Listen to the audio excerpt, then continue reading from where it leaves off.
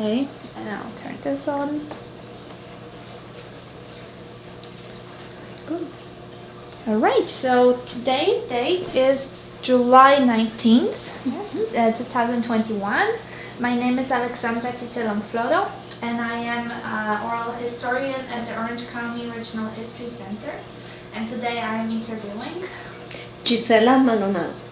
and we're at Mrs. Gizela's house. Correct. In Kissimmee, Florida. Okay, checking again, everything still works. So to start off, if you can tell me when and where were you born? Yes, Alexandra, and thank you for the interview. I'm super excited. I was born in Mexico City in 1970. And how was it to grow up in Mexico City? What do you remember the most? It was a lot of fun because I have a great folks, and we will always be, finding ways of, being together as much as possible. I know because sometimes, many times work, right, will prevent us from doing all the things we wanted to do, but they will always find ways for me to go to the theater. We used to go a lot to watch a very particular kids theater. And they will always have Cinderella, or they will have Pinocchio, or these plays that were very fun to watch and meant for kids. And I will always dream about being an actress and playing a role in one of their plays. And we also do a lot of sports. And I had a very happy childhood. In general, with all my cousins, I have a huge family in Mexico. Actually, all my relatives are there. I have a bunch of cousins and aunts, and thank God most of them are still alive. And my folks still live in Mexico City with my sister. I have a sister, I'm 9 years younger than me. But we get along for the most part. At the beginning was rough. But when we were younger, I couldn't really cope with the idea of having a sister, taking my parents' time and attention, but it worked out very nicely. So what did your parents do for a living? Yeah, my father, he's a doctor, he's an orthopedic surgeon, and he specialized in sports medicine. And my mom, she's a psychologist, and she will work in, different fields in psychology.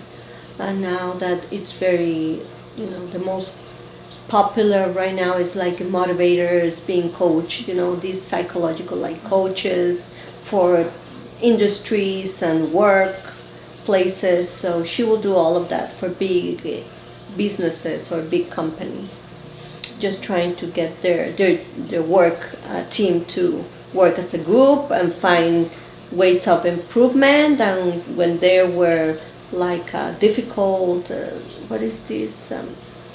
negative environments, she will try to make it better in that place. And with my dad as a surgeon, I learned a lot. I took a lot from him in regards of liking medicine. And because he was a sports doctor, he was a doctor for one of the American football teams. Here in USA is the only place where football is football. Yes. For us, football is different. Soccer, right? So that's why I call it American football. But anyhow, so I will go to those games and I will help him out with bandages for all the players. And whenever they were having all this, what is this? I don't know how to call it, when they just get together and practice.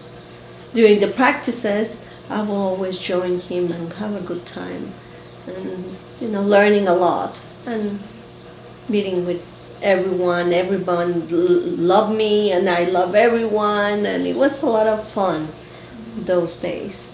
And they will always have some refreshments or some fruit, and I will always be part of looking forward to to having some treats after each game, like if I was playing. So again, I was very sports has always been a big part of the family. So what else would you do for fun when growing up in Mexico? Going to theater, playing sports, and what else? Yes, dance. I used to dance. I used to be part of the Mexican folkloric teams in Mexico. Most of the schools have like as the elective. Here you have elective, I don't know, like dance, elective theater, or music, or singing, chorus. There they have folkloric dance. So I will be always joining those electives. I also did a lot of cycling, like kind of professional, until I said one day, okay, it's enough. But then I also play a lot of sports while I was young. We tried hiking, we tried basketball, volleyball, you name it, karate, taekwondo, all of that. Just like in USA, kids keep themselves busy that way, and I was too. So did your family, your grandparents, did they come from Mexico City as well, or? Yes. Well, different region of Mexico, not Mexico City, but Mexico in a different state. So Yes. would you go and visit them? Yes, I will go visit, but we always have like a huge family reunions.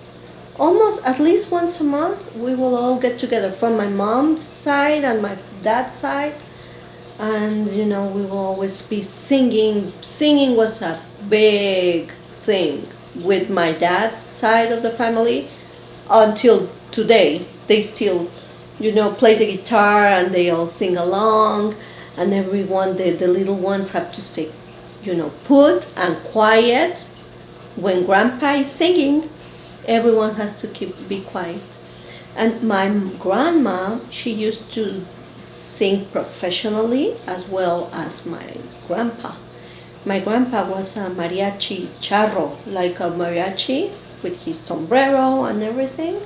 And he will sing with his trio. He was a trio. And for very famous or popular singers back then, Pedro Infante, I don't know, it was very, very popular back then. And a lot of movies my grandpa played with his trio in a lot of movies with this singer. Yeah, and he will go on tours, and so when he had the chance to meet with the entire family, everyone has to be, super quiet, and because that grandpa is singing and playing the guitar. So that was a lot of fun too, and I learned a lot about, how important how important the relationship with your family is. Is it something that a lot of people would do in Mexico, to have like big family reunions, get together? Yes, that is very important. Very important, and many people, they put that first. They put family first. Even if you are, have errands to do on the weekend, or laundry to do, or some things, and housekeeping, family comes first. So you forget everything, and everyone will bring a dish or buy something, and then make a big party right there without even announcing it. Yeah, right. For here, when I am invited to go to a party, I have to plan, and what am I bringing? No, there was no planning. You knew that weekend you meet with your grandpa and your relatives, and that's all. Your cousins, and have fun. So how did it work, when you moved here? I'm jumping a little bit. Yeah. But we're talking about a family, so Sure. I wanted to ask you, how did you maintain that contact? How did your family react to you coming here? Yeah. Well, very, very sad. It's normal. They will get, and I got sad too. It took me They say that for you to get used to just the new, like moving away, or to a change in general, getting used to adjusting to change takes up to 2 years, right? So for me, it took like twice as much. but everyone understood it was for the best and for the great opportunity that this country has given us and continue to give, on a daily basis. So I will not change it for nothing. The opportunity of coming to United States, it's just amazing for me every day. I'm telling you, Alessandra, for real, I count my blessings for God giving me the chance to do what I love and the freedom of doing what I want and what I love without having to change the plans. If you have a goal here in the United States, you have a goal, you set, and everything works out for it to come true. Right? It's just, I don't think anywhere else in the world this can happen. I don't know. It's something beyond our understanding. That's how I think.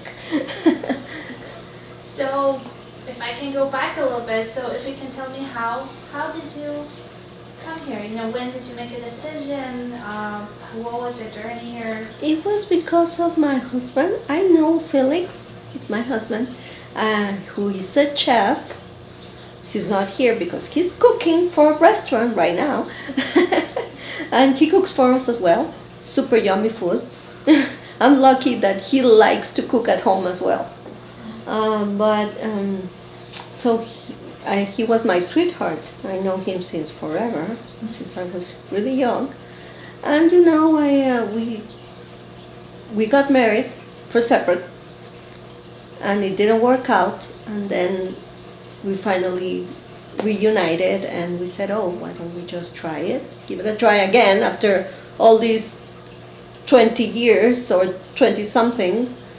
And that's how I came to, actually to move to the United States. It was because of him, because he was already a citizen.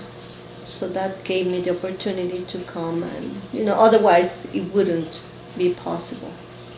So he was already here. He was already here. You were still in Mexico? Yes, I was still in Mexico, so we will be chatting. But the chatting back then, it was through this Skype or through very, antique or very ways of communicating, or through phone call. That was it, right? That was it, just like a phone call away.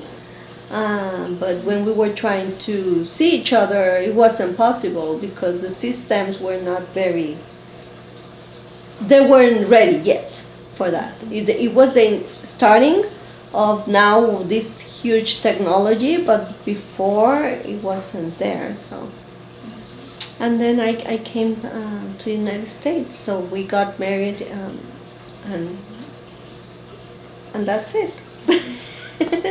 So what about your education then? So you graduated yes, high school in Mexico? Yes, and I did a master's, and I all my bachelor's, everything I did in Mexico, and I graduated as a vet. So I'm a veterinarian, and I pursue further education. I did a residency in pathology, veterinary pathology. And what it is basically, if you watch forensics, is basically that, but in animals. But not only is forensics, we diagnose diseases. We want to come down to the cause of death or the cause of sickness in an animal. Dead or alive, that is very important, because if you consider that in animals everything it's in groups, right? We see mortality not as an individual, but as a herd, as a flock. So what happens to one animal might be happening to other 100, right? or So- thousands. So why did you choose that path? I really don't know. Let me tell you why. I remember that I like to go to the theater, and I will always picture myself in one of those plays. So I wanted to become an actress. I think basically because of that, that was very like a huge role when during my childhood watching these plays. So I did a lot of theater. I forgot to mention that. I did a lot of that and training, like very advanced training. Until one day I was a teenager, and as a teenager everything changes, you know. Everything gets flipped and changes, and from nowhere I came to think that I wanted to pursue science. Also, since a child, I was very like into science. I really like. I always had a microscope since I can remember a Play-Doh microscope when I was like 7, and which it converted into a regular, real microscope, but very cheap type. But throughout my life, I always had a microscope next to me, or in the somewhere at home. And so I think that along with the fact that my father is a surgeon, and I forgot to mention, I told you about my father's side that they are singers, right? Professional. But what about my mom's side? My grandpa from my mother's side, he was a butcher. And he was a good one. He had like 5 different businesses. And before then, there was no Walmart, there wasn't any of these, what is this, shopping plazas or none of that. It was going to the supermarket, that wasn't it. You had to go to the butcher, right? So to get meat. So he had like 5 different places and shops or whatever. And so I think I learned a lot because I get the chance to go with him and learn about his profession. So I think that was a combination. My dad being a surgeon, my grandpa being butcher, and then from my dad's side, the fact that there are artists, and then all of that became me. I'm a veterinarian, and I really love arts, any type of art, call it singing, dancing, theater, and I am currently still dancing my Mexican folklore, which is something that I feel very happy that I didn't leave that behind when I moved. Many people do. Many people leave behind those traditions or skills they learned at home because they think they're not going to use it. They're going to be of no use here. But they came to be appreciated by the community, which I'm very happy for that, very thankful. It's not easy because trying to find first, a forum or a place that will appreciate the art is not easy, or to welcome the folklore from other countries. The doors are not always open for that, right? The mindset either. But it's working out so far. So far so good, with challenges again, because we have to find a place where you go to a dance studio. What do they teach? Jazz, modern, ballet, sometimes African, could be, yeah, African. What else? But a theater, right? But when it comes to other countries, they're not represented. In Mexico, all dance studios, wherever you go, they have those, jazz, ballet, modern, but they have belly dance, flamenco, Venezuelan, every single kind of Hawaiian, if different Polynesian, Mexican, everything. They have everything incorporated in their classes. So you get to learn a lot about those dances too, about the culture, right, in general. So, we're gonna talk more about the dances for sure, but I also wanted to go back a little bit again and ask you when did you move here? What year was that? Well, I can tell you that was 20 years ago. Okay. I don't know exactly. I know it was in October, but I don't remember exactly the year. But 20 years ago. So you already worked in Mexico as a veterinarian? Yes, yes. I was a professor for the university. Yeah.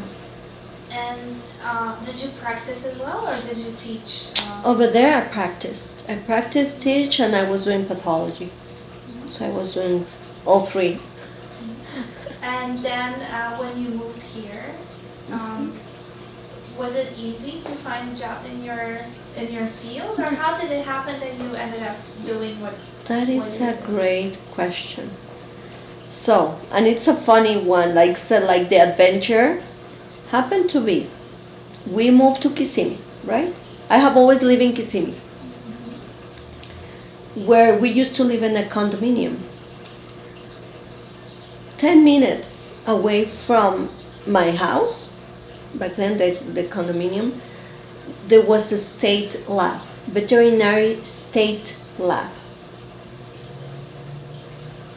And my husband will always say to me, you know, why don't you go and ask them if there's a job opening or a job available? I said, Felix, what are you talking about? They're never gonna hire me. When I moved, I didn't think this was possible. I moved with the intention of being with my husband, who I love since forever, right? To my sweetheart. And that's all I knew. I wanted to be with him for the rest of my life. But I left a lot of dreams and a lot of things that I have done behind. And remember what I told you, that many people when they move, they leave skills, they leave many things behind. Just because they don't think, this is what I think from this perspective now, because they think they are not good enough. They think they're not good enough, or that they come with a lot of prejudgments about themselves and about their culture. Because that place, that's heavy. Coming from a different culture, with a different language, with different skill, different way of doing things, different way of that brings yourself down. You bring yourself down. What is this? It's called psychologically, has a name. But anyhow, I forgot the name, but there's a lot of studies about that. So you become your worst enemy, right? So I said, no, Felix, they're never gonna hire someone like me. What are you talking? You're crazy. And then, so I was pursuing working in different, like housekeeping or doing something else, hostess at the restaurant. And I applied for different places, and they said, oh, you're overqualified. I said, really? Well, yes, I'm overqualified, and then I don't have the skill for doing that type of job. So I was a little disappointed that I couldn't do nothing. And then I was also tired of my mom, because my mom also, from Mexico, she will come visit. My dad too, he will come visit. And say, why don't you try? Give it a try with that lab. You're really good at it. Why don't you just try? At least tell them what you do. And if they want someone with the skill, said, no, I am tired of all you guys. I'm not going to do it. This is just a waste of time. just because I was so tired of them telling me, I said, you know what? One day I got my resume ready. Said, okay, I'm doing it just so you see this is not possible. So just you leave me alone. I'm gonna do it just so you leave me alone. And I knock on the door, like literally I knock on the door. And I introduce myself to the clerical staff, the front desk. Oh, I'm Gizela, I work this and that and that. I'm a veterinary pathologist and I did and that in Mexico. And this is my resume. I didn't know here in the United States your resume is just your vitae, right? It's just one page, what you have to present. That's it. The most recent. In Mexico, your resume is the whole thing. It's a Bible of what you have done throughout your career. And I bring this book to them, and I leave the copies all right there, sitting in the front desk. I said, if you ever need someone, just call me. A week later, I got the call from the director, from the lab director, that he wanted to meet with me. Because they happened to be looking for months for a veterinarian pathologist with the skill I had to start a lab. It's called immunohistochemistry. It's a special technique that I learned in Mexico from scratch. And over there you learn everything from scratch. You don't learn about like with the equipment, right? There's equipment, but not as sophisticated as in the United States. So I learned everything from nothing, from zero. So I knew how to do that. And they called me, I said, oh, would you be able to run a immunohistochemistry lab? I said, yes, I can do that. Oh, and would you be able to do this and that? And then one thing I know is I don't know how to say no. I don't know how to say no. So even things that they asked me that I didn't know, I will say yes. Quality control, what do I know about quality control? I said, yes, I can do that. Oh, yes, that's a piece of cake. Then I came home, I couldn't believe myself. They said, okay, we will give you a call, and that's that. And that's how I ended up working for the state lab. And it's the only state lab. Only in Florida? Or? Yeah, we used to have 8 or 7. And little by little they were downsizing the diagnostic labs, the animal diagnostic labs, until it's just one here in Kissimmee. For the entire state? For the entire state. Wow. Yeah. So what exactly do you do? Well, I do a lot of necropsies, autopsies in animals, but I also look at the organs, the tissues. If the animal has a tumor, has a mass, has a problem with any fluids. I'm not going to go into details, or biopsies. I also know how to read cells, so just isolated cells. So if they puncture, there's a mass wherever in the body, and they aspirate, they do a puncture of that with a needle. You know, it's a really small gouge, a needle, and with a syringe, aspirate some cells and put it in the slide, okay? And then I read those cells and I can hopefully tell you what's wrong with the animal. But is it mostly farm animals or wild animals? Everything. Here? Everything. Florida, it is the most versatile state I have ever seen. Every single animal species is represented in Florida. When you think that animal species is not here, it is. One, because of the weather, and also because of boundaries, because we have a lot of communication with like airports. We have a lot of, what is this? The sea, we're surrounded by sea. So we get a lot of animals that get imported and exported, a lot of show animals, a lot of zoos. You just think about how many zoos in Florida there are. Private or, for entertainment, for the, what is this? For the tourists, right? And, The parks. all the parks. They all like hold animals. Yeah. So we don't see those animals from those theme parks. They do have their own pathologist. But we also but we communicate with them pretty often.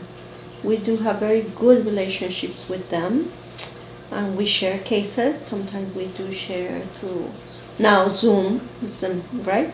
But they used to call telemedicine. We used to have telemedicine since long, long time ago. This is not new. We used to host a lot of our meetings through telemedicine. And so there's every single animal. I have done camels, I have done zebras, all kind of tigers, reptiles, felines in general, wild or domestic, feedlot. I mean everything. The only thing I don't do is fish. We have a doctor that specializes in fish, in aquaculture, pathology. I don't know that much about that. So, are there, because you were doing similar thing in Mexico, Yeah. so are there any significant differences in what you do here and what you are doing in Mexico? Like types of animals that you would see, or I don't know, maybe different diseases? Here I have seen many more animal species that I could have think of. That you have to Google, they come to your table or to the lab and you have to Google, what is this? What type of bird is this? They happen to import from Australia. They happen to import from Brazil. Reptiles, endangered species.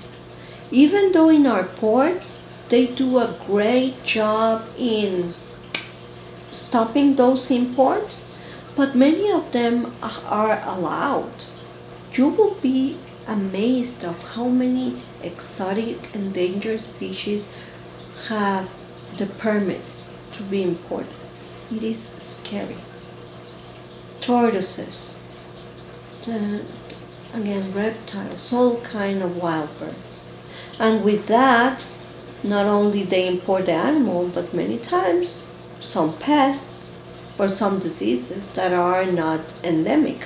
Endemic means a disease that it belongs to that region, that the human or the animal is already used to that disease. When that happens, we call it exotic.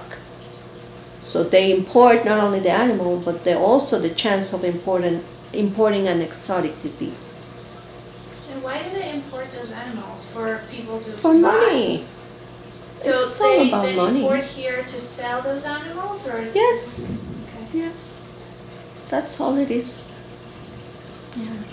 So do you remember any significant, case of maybe a disease that would be an exotic disease and was spreading, or like you would have to stop it or Yes, we do research have. it? We do have, but also it's not only me, it's a huge group. It's not only the lab, it's field inspectors.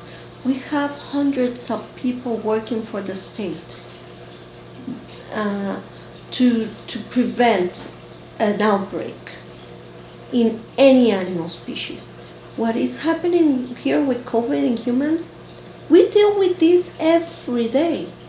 This is our way of living. This is not news to us because we see this on a daily basis. And in veterinary, we're very, very well prepared for all these emergencies. We do drills, we do tabletop exercises almost every other month. We have live scene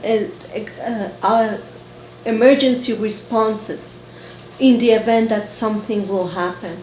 And we're fully trained, and we are fully also with the resources, human and equipment and technical resources to make it happen. So you're preparing for like an epidemic within the animal? Within the animals, yes.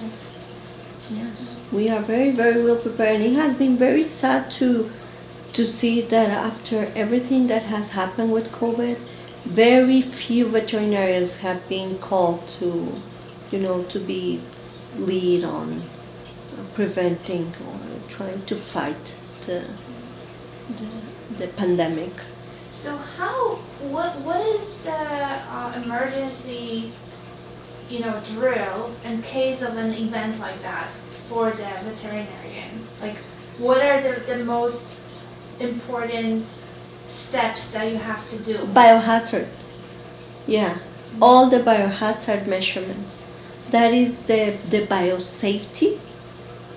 That is the number one, biosafety. First, you control that. That's the main thing. And we work through perimeters. When there's a farm that might have potential, let's just don't even think exotic. A very contagious disease, we quarantine the farm, we quarantine the premises. Not us, we give the diagnosis, but our field inspectors are there to make that happen. So we work with a lot of permits. Everything has to have a permit to be an animal, to be able to move from region to region or to be sold, right? And they have to have certificates to be able to move to out of state or out of the country. But anyhow, the most important thing is biosafety. So, and then we control it by circles, right? It goes from this center, and each perimeter has and there's where the epidemiologists, veterinary and epidemiologists play a very important role. So, but we see this every day. Yeah. So I'm trying to remember now, but I don't remember what year it was. So I don't know if you were already here or not. And I don't remember if it was big in the United States, but there was at some point like I don't know how it's called in English, the disease that the chickens would. Do you remember? It was like maybe 15 years ago. Avian influenza? Like I think so. Yeah. Was we still deal with avian influenza. But it was a big thing, and then there was another one like we would in Polish we would call it a mad cow disease. Oh yes, we do see. Did you have that too? Yes, luckily here in the United States it's an exotic disease. Canada, they have had cases here and there. But the mad cow disease, that is actually one of the diseases that I was I don't want to say hired to implement that lab. Remember I was telling you about that they were asking me if I had the skill to start from scratch at a lab in immunohistochemistry. This was meant to be used for deer. In deer, there's a disease that is very similar to mad cow disease. Very similar. It shares a very similar etiology. We call etiology agent cause. It's called prion. A prion is what causes mad cow disease. In your brain, you have a series of proteins that are very well organized, like a DNA, like the chain of the DNA. Okay, those proteins are nicely formed in a chain. When the prion enters, it flattens that chain, and then it makes it useless. And that chain that becomes flat starts to infect other chains that are in the surroundings. Okay? But this prion is not even a virus. It's just a chain of proteins, of misfolded proteins. That's all it is. It's not even called, it's not even a virus. It doesn't have any capsule, it doesn't have nothing. But it causes mad cow disease, and it causes in the ear chronic wasting disease. In Florida, we don't have none of those, but we wanted to make sure that Florida is protected because there's some other states like Colorado, Wisconsin, Texas. There's a lot of chronic wasting out there. So that would be one disease in cows that would be considered exotic. If we happen to come across a cow, God forbid, the repercussions will be horrible and tremendous, with thousands and thousands, even millions of dollars involved, right? So what would happen, like if you found a cow that has this disease?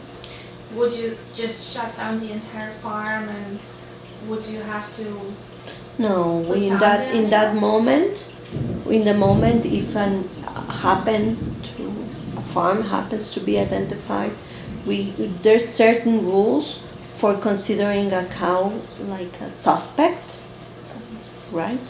For testing, like every cow that is 2 years or old, 1 year or older, up to 1 year of age, we have to test for it, regardless, because we have surveillance programs. That's the other thing that we have in veterinary. We have a bunch of surveillance programs for different diseases, just to prevent that, to catch a case right away, right there and then. Don't give any chance for spreading. So for that, we will test that particular piece of the brain. We have to use the brain. And then in the event it comes suspect and then confirmed positive by different authorities, we don't have the authority, then the premises will be not only quarantined, but it will have to be destroyed. Unfortunate for the animals, this is the way that we mitigate many of the diseases. In humans, it doesn't work that way. And then the biosafety, and then all the imports, exports. So a lot of money. So the meats that we export, we could not export any of that, and there will be a lot of money wasted because the producers cannot move their product. Right? A lot of regulations. Yeah. So, like, having all this knowledge about how diseases spread, how to stop the spread, I know the comparison is not that clear because we have, animals, here we have people, and a virus that nobody really knew exactly what we were dealing with in the beginning. But given your experience in that, how do you see the pandemic response, the steps that were taken, how people reacted to it, how the officials reacted to it, how did you, we're still kind of in the middle of it. Yeah. But how did you feel the responses orchestrated here? Well, it is great. I think that the only thing I see like different, very different, and that would have played a big, would have made a difference, huge difference. From the perspective of the animals, we all follow one authority. Every single state will follow just one, USDA authority. That's it. They say right, you go right. They say right and blue, we do right and blue. No question asked. Everyone goes by the book. We all go by the book. And so I think that here the problem I saw is that not only each state had their own ways of dealing with it, within each state, each county, and within the county, what is going on? So, oh my gosh, we're in lockdown in Orange, but in Osceola, you're okay. Nothing is happening. You can just move freely. Okay, but if I have to go from Osceola to Orange and back and forth, I think that was a chaos. Yeah, because of that. Because everyone wants to be boss. We just had to follow one voice, you know. But because in veterinary we're so used to just doing that, we're so used to the structure. Because there's a structure. I had very similar thoughts. Because I think that's what makes America America, that every state is different, but when it comes to a crisis, oh my goodness. It was like you said, like Orlando had some rules. Orange County had different rules. Yeah. Osceola had different. Georgia had different rules than Florida. But then how come in animals is different? We're in the same country. And even though they're animals, they have an owner, right? And that's their money. Animals is their income, is their way of income.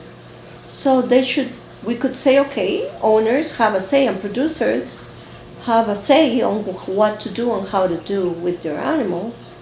But now they have to follow the law. And they have to follow our state officials and our law enforcement, because we also have field law enforcement. We also have our own law enforcement personnel. And they all go by the book, no question asked. In Mexico, it was different when there was like an outbreak of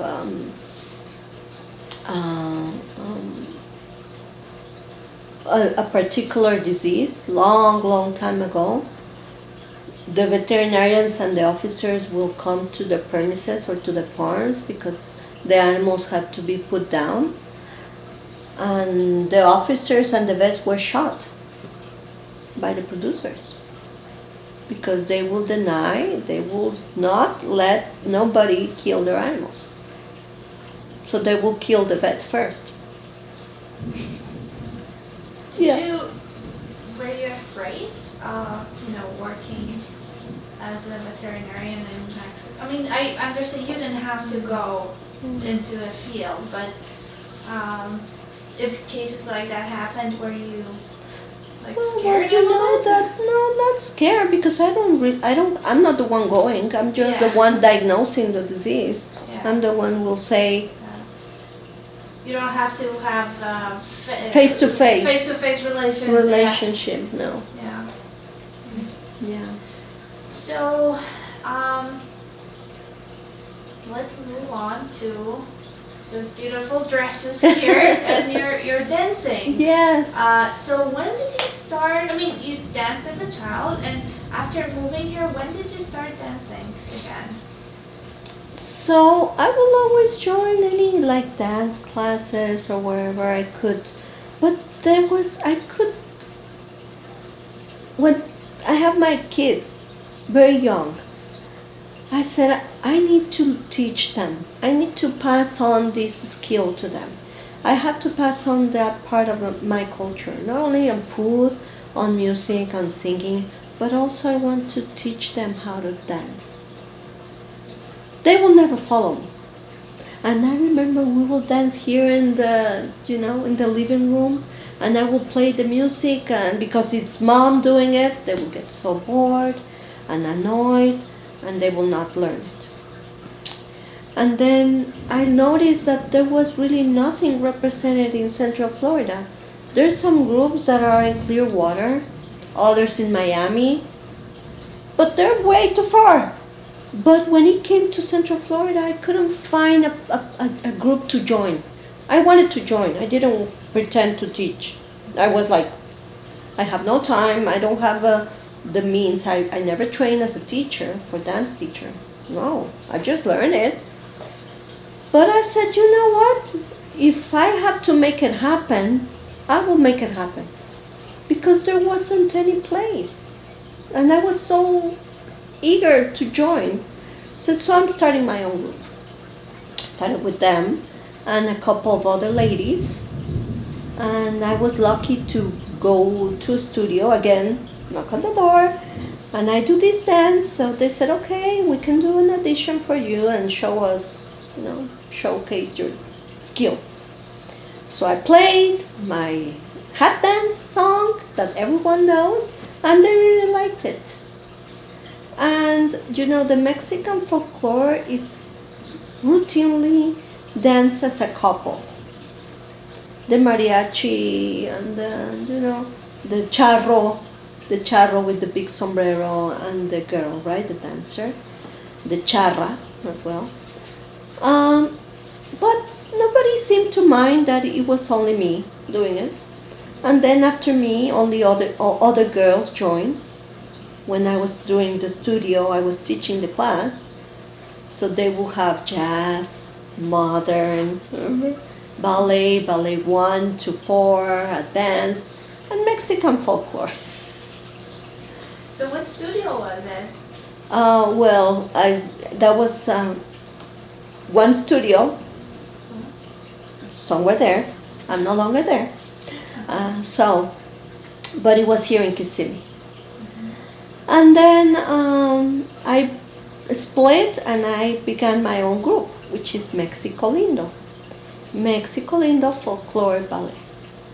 And then little by little I started getting some ladies. Most of them are ladies that just like me, they were looking for a place to join. And that's how it started. So now we're 6, it's 6 of us. And we perform and we present in different venues, different, weddings or quinceañeras, parties, events, and the Hispanic heritage and here and there. And it's a lot of fun.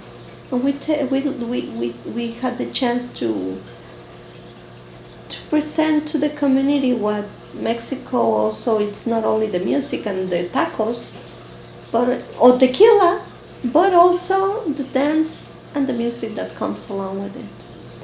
Yeah, and we have a lot of fun, and I'm very happy, even though it's only women, that we get, we make it happen. So do you dance dances from different regions? Correct. That's a great question. So in Mexico, each state has their own food, their own dance, and their own costume, and their own way of doing the dance. So footsteps that work for Veracruz are not the same that work for the northern part or the southern or the central. We all have different costumes. So like the ones that I was showing you, for instance, this one is more from Chiapas. So this is more southeastern region. The most traditional one is the one for the charro, that is from Jalisco with the big sombrero, right? So you will get the big sombrero, and then you get the china poblana, and you get all these. This is the most traditional one with the ribbons. It has a lot of ribbons, see? And the skirt is wide, and it also has a bunch of ribbons, okay? And it also comes with what is this called? Scarf? Scarf. Kind of a scarf, yeah. We call it rebozo for the scarf, see? So, and then we wave our skirts to the beat of the trumpets and the guitars. So that's what region? This is Jalisco.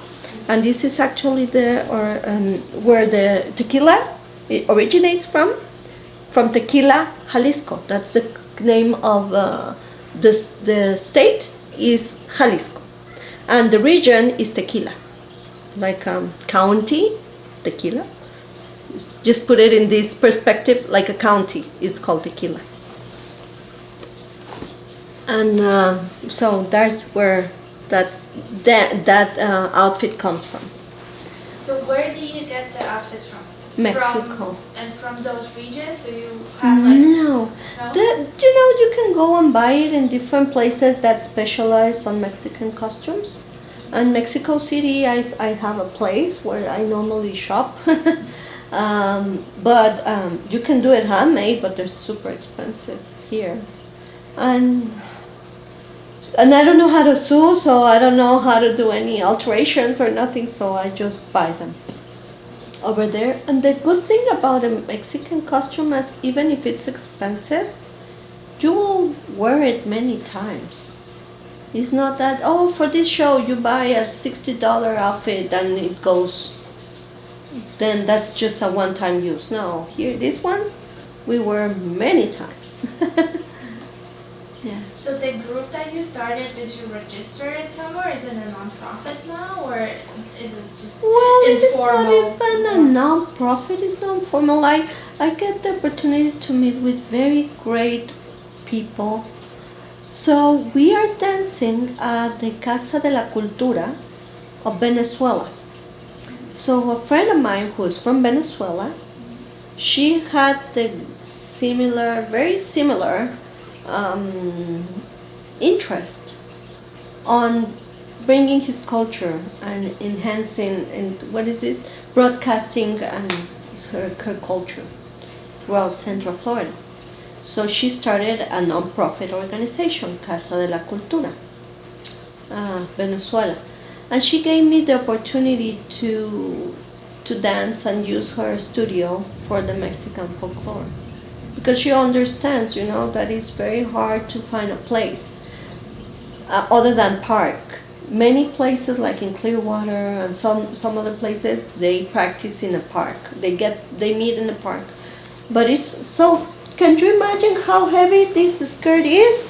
And in the middle of a Florida sun weather? No, you have to have AC. Yeah. Really, for real. I mean, yeah, to practice. Yeah. Yeah, or you will pass out.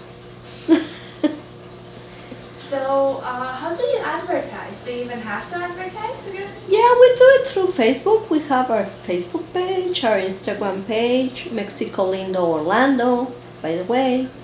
And then if you Google, you will find Mexico Lindo Folklore Orlando, and we're right there.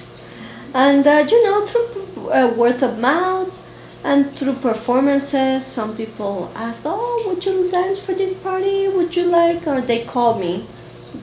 But the funny thing is that everyone wants the group for their party, but nobody wants to join the group. Nobody seems to be interested in doing it. I don't get it. So it's hard for me it's very, very hard, especially that I have a full-time job. I have a full-time at home working as well, doing, home things, mom things. And being a mom, that's it. That is tough enough already.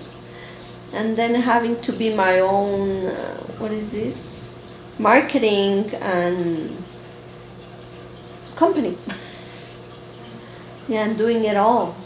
So why do you think is that? Why do you think people here are not that interested in joining? I think it's the commitment. It just comes down to commitment. Because my girls, the ladies, even though they have jobs, one is a flight attendant, the other one is studying for advanced, education. Everyone has their own life, right? And their own jobs. And even then, every Thursday, they come from far. One lady comes from Apopka, I guess. It's a long drive to join the group because it's just, again, it is a commitment. But I'm telling you, I don't know. Many Mexicans, I will think that they will like to join. But also the Mexican community is not that big here in this Kissimmee, Orlando area. So. Yeah, because I actually wanted to ask you next question about the Mexican community here. How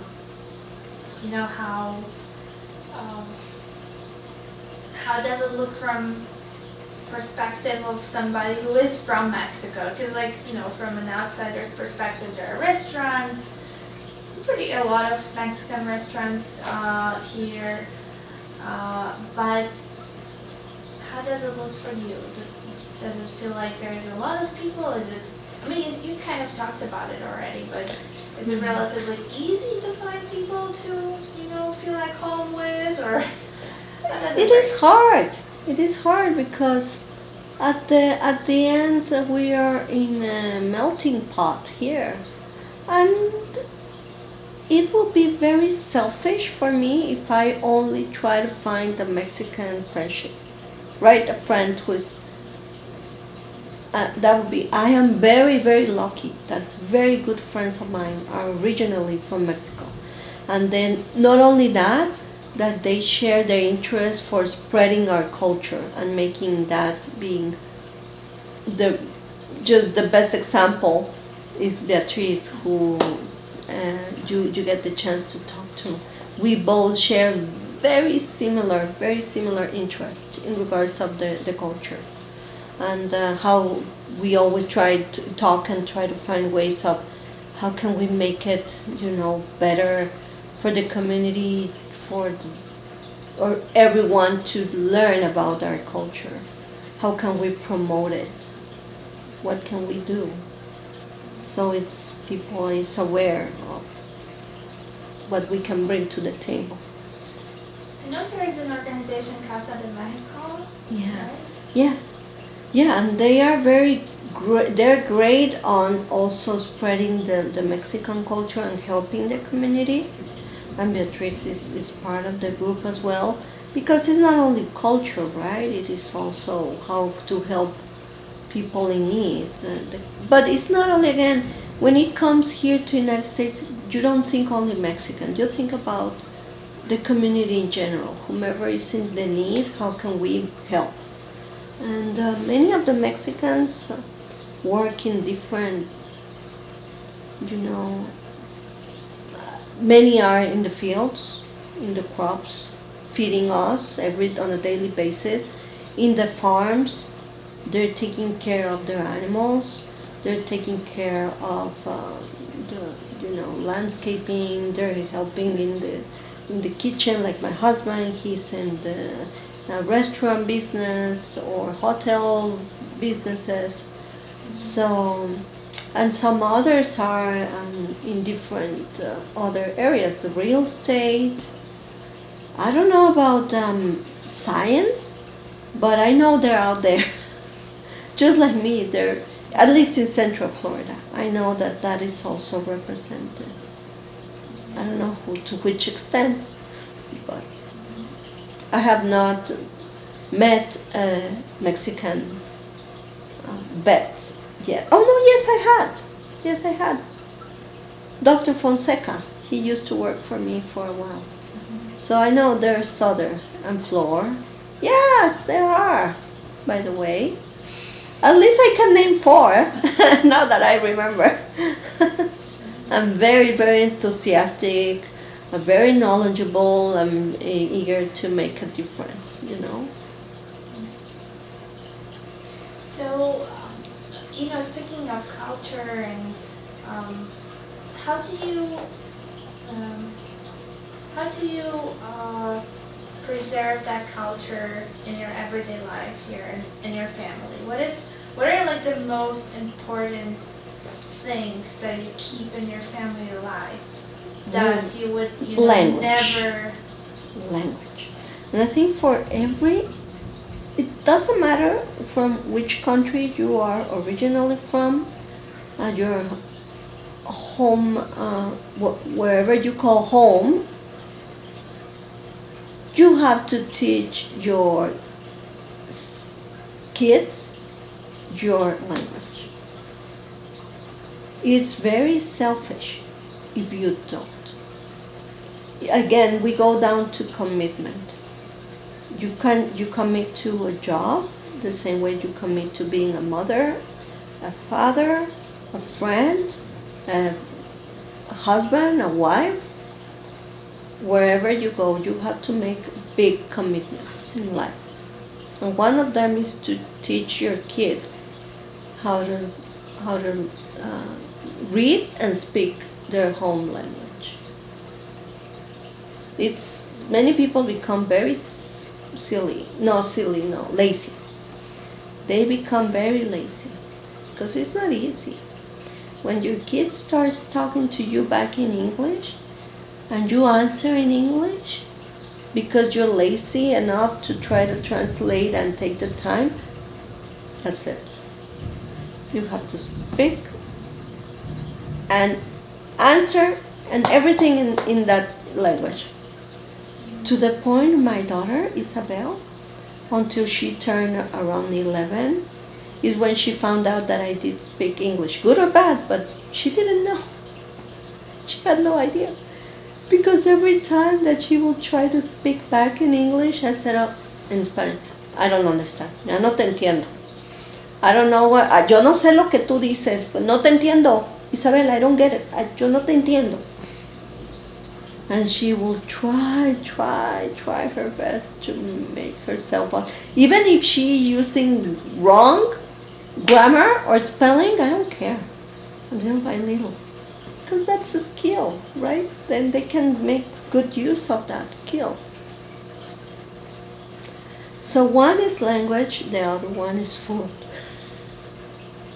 Especially in this country that nobody cooks for you. In Mexico, I had a lady that helped us out, like maid, but we don't really see a maid like a maid. We see it like a second mother. In reality, it's not a maid.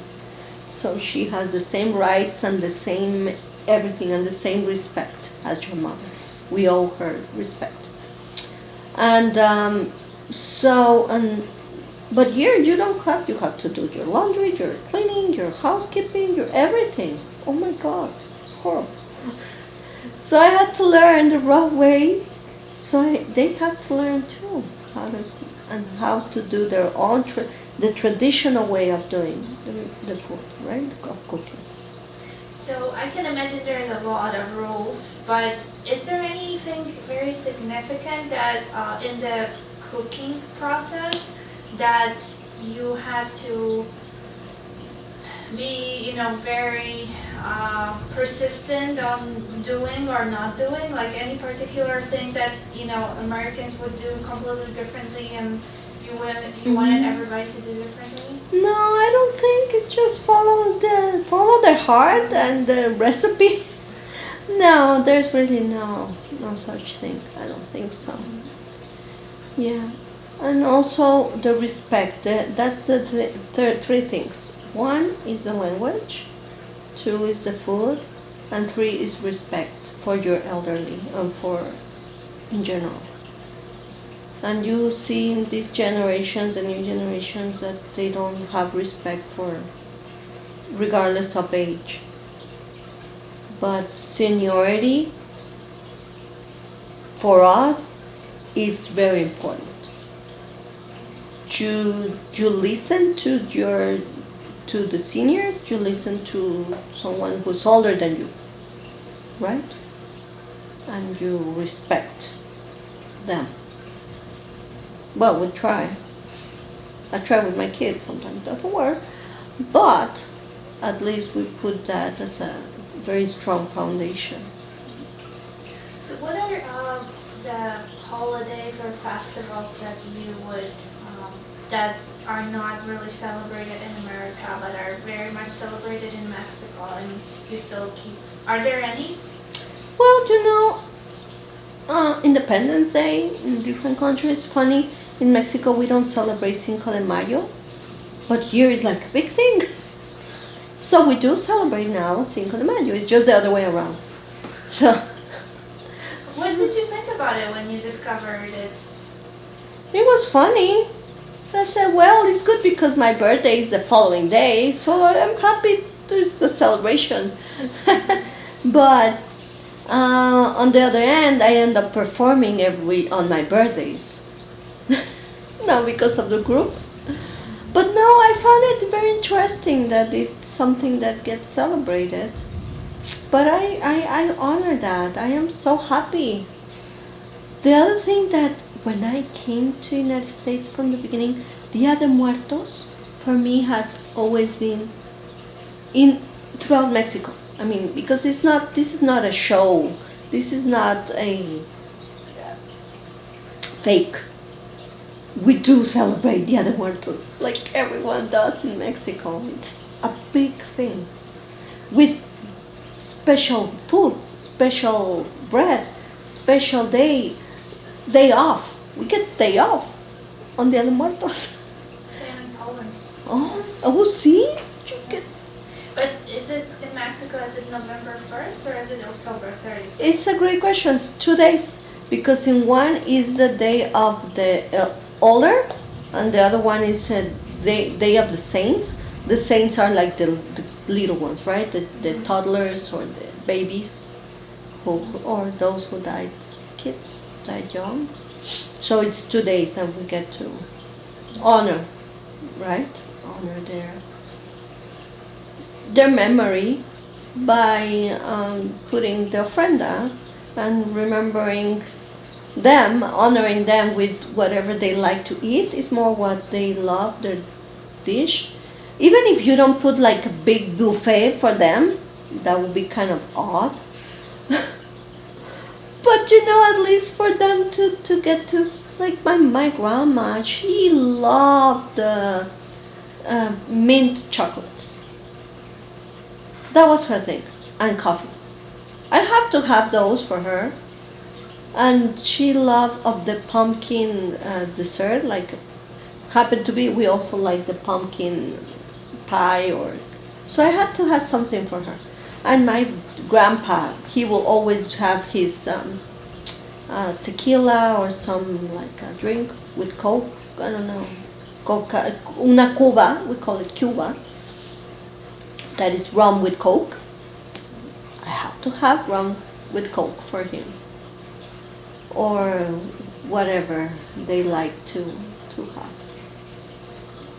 And how do you celebrate? Do you get together at home, or how is the whole celebration time? Well, we put the ofrenda. Many in Mexico, they only put the ofrenda for 3 days prior to Day of the Dead. Sometimes it just stays like a whole 2 weeks there. Until there's some like, oh my gosh, there's a gnat of mold in my grandma's coffee. No, but at least 3-4 days. Or in some places in Mexico, they go to the cemetery and they do honor. It's an overnight. They stay overnight. For me, that's kind of a scary thing. If it were my relative, I don't know.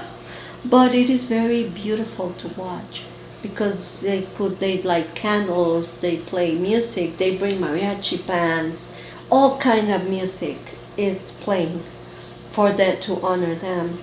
And also they burn incense and flowers, cempasúchil flowers. We put this, I forgot the name of the flower, but you can buy it here. But it's cempasúchil in Mexico, that's how we call it. And that's how we celebrate. We don't really put any outfits. We don't put but in the ofrenda we have the skulls, because they're normally we have skulls, sugar skulls for our ofrenda, and that ended up becoming an outfit. I don't know how, but it became an outfit. And now you have also the Catrina. The Catrina was a very popular cartoon that was back in the 1800s. That was back in the 1800s that one artist created the Catrina.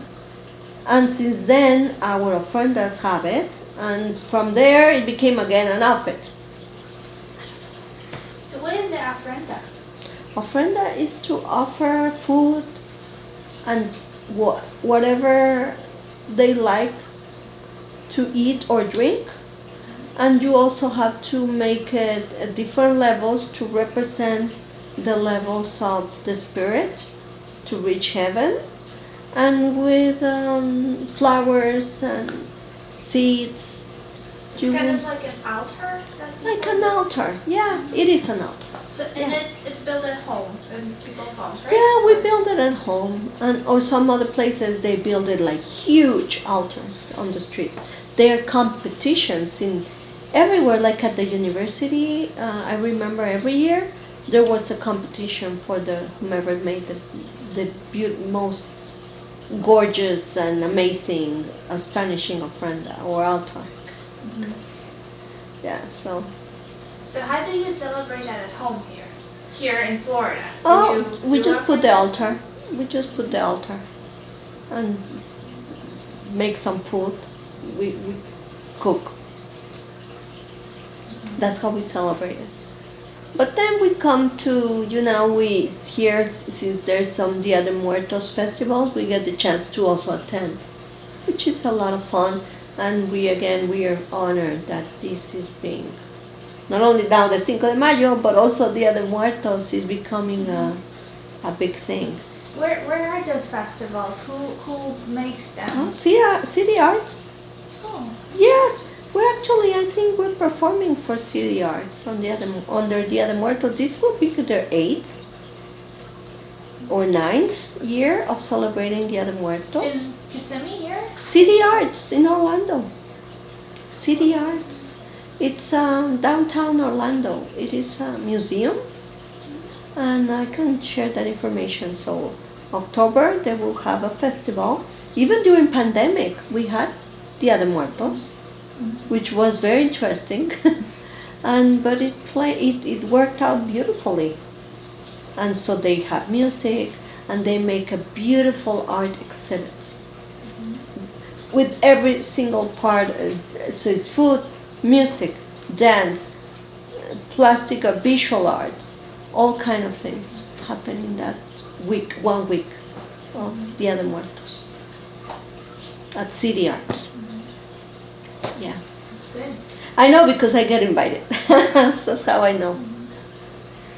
You brought your, you said it's a tree of life. Yes. Do you want to tell me about it? Yes, well, basically the tree of life, we represent again the life. It's more like a family tree, but we represent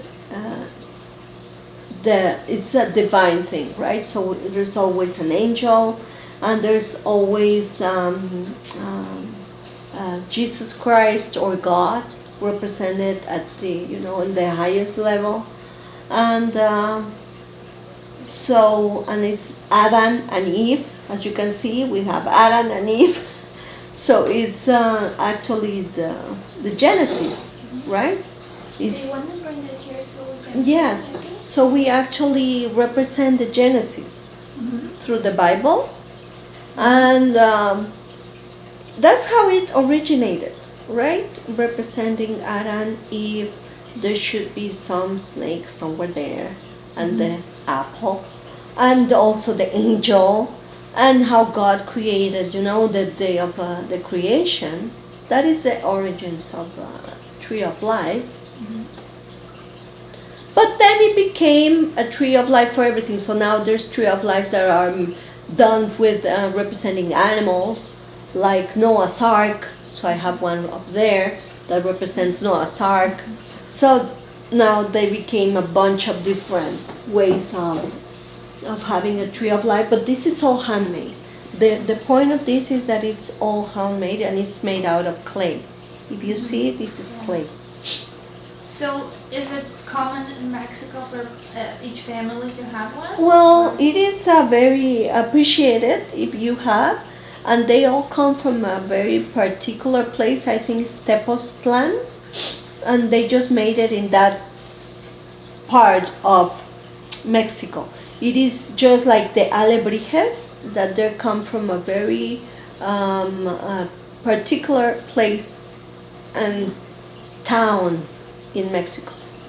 Alebrijes come from Oaxaca, Mexico, and I believe from Linares. I think that is the family. Let me show you. That is an alebrije. An alebrije is a representation of a dream. So that person have a dream about, I don't know, like a wolf mixed with a dog, and then it can have wings, or it can have fans, or claws, and it's supposed to be made from a one piece of wood. So from one piece of wood, you see it, and you will also put your dream, what that artist have dream about, and then make it into a piece of art. In this case, it's not really one piece of wood, but this is the particular technique that is used for the alebrije. They use a needle. They use with one needle or with one chopstick. Mm-hmm. They will do a tooth. What is this? A toothpick. They will use a toothpick or a needle, and they pinpoint. See, it's pinpointing, myriad pinpointing of. That's how they paint it. It's really beautiful. So this is very, very also traditional. It is nobody else will. So tequila, alebrijes, the tree of life, they're very authentic pieces of art. And I have some more up there. So. Oh yeah. Yeah. Me too. And again, it's just the creativity of the artist.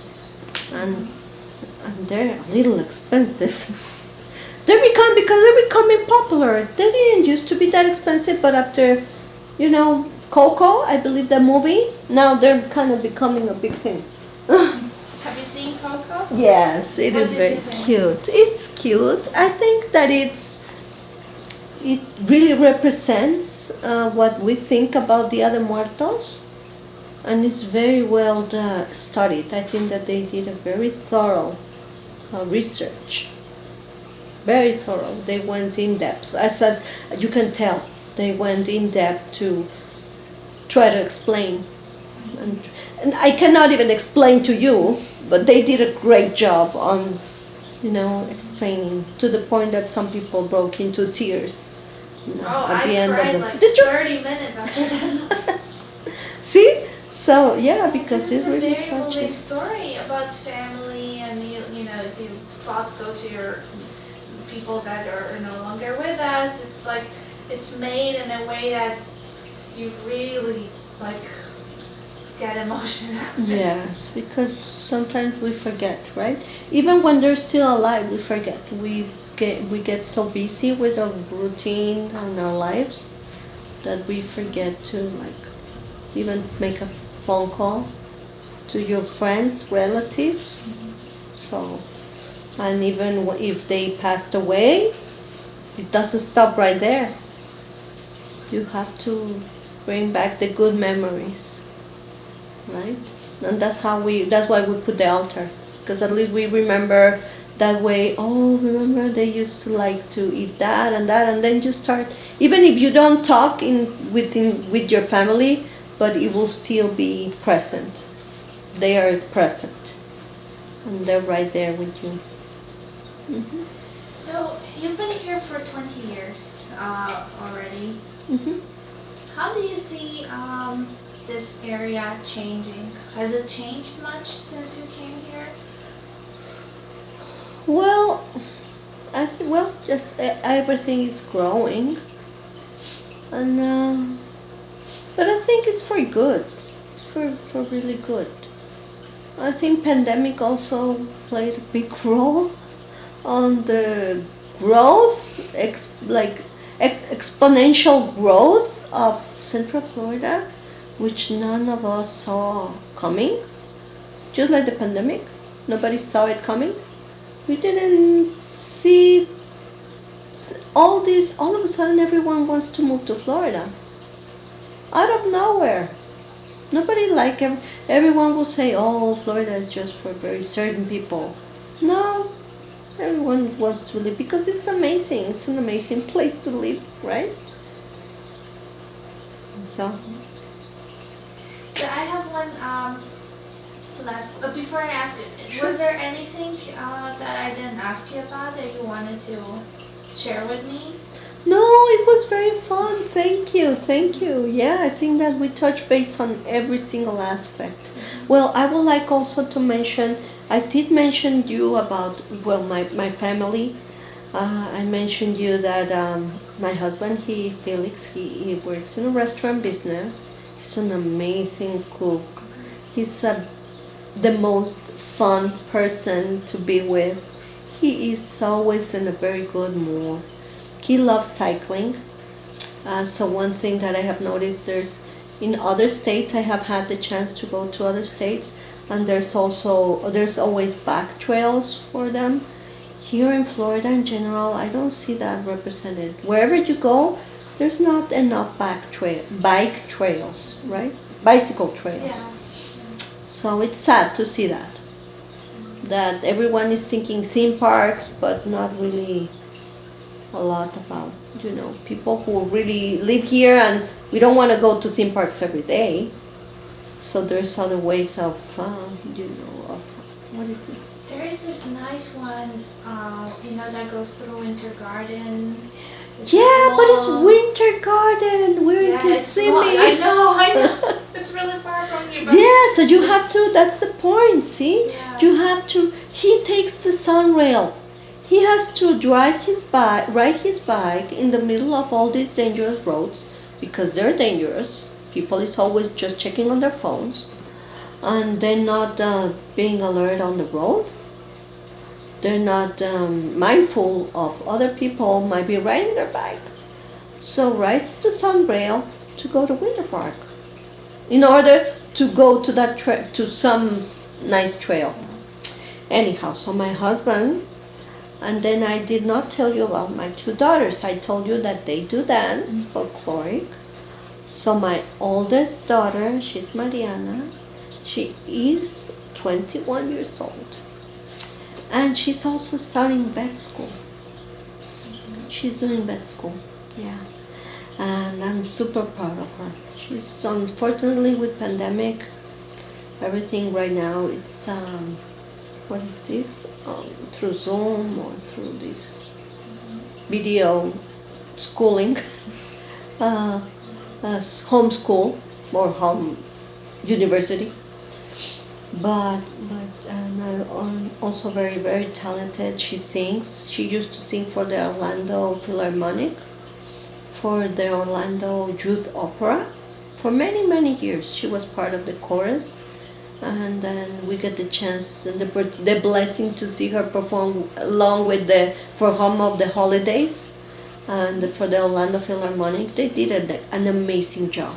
They're still doing up as of today with that young group of singers.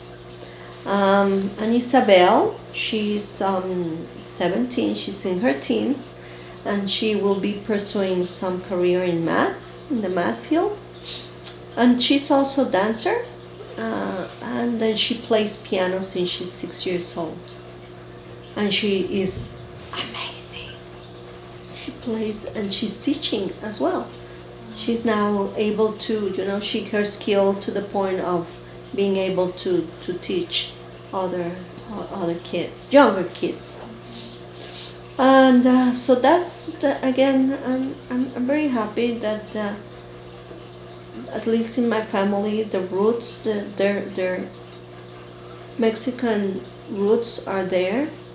They're alive and kicking, and they're using it on a daily basis. And also that they get the opportunity in this country to learn other different skills. And I think that they're very good kids. I'm very proud of them. Very, very proud.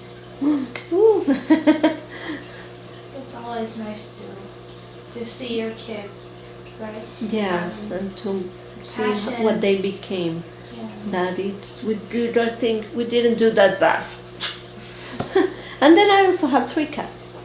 But 2 of them, I think I had a chance to meet. I think the third one, I saw him somewhere. Yeah, there, he's been laying down there staring Yeah. at the window since you came. Biscuit! Biscuit!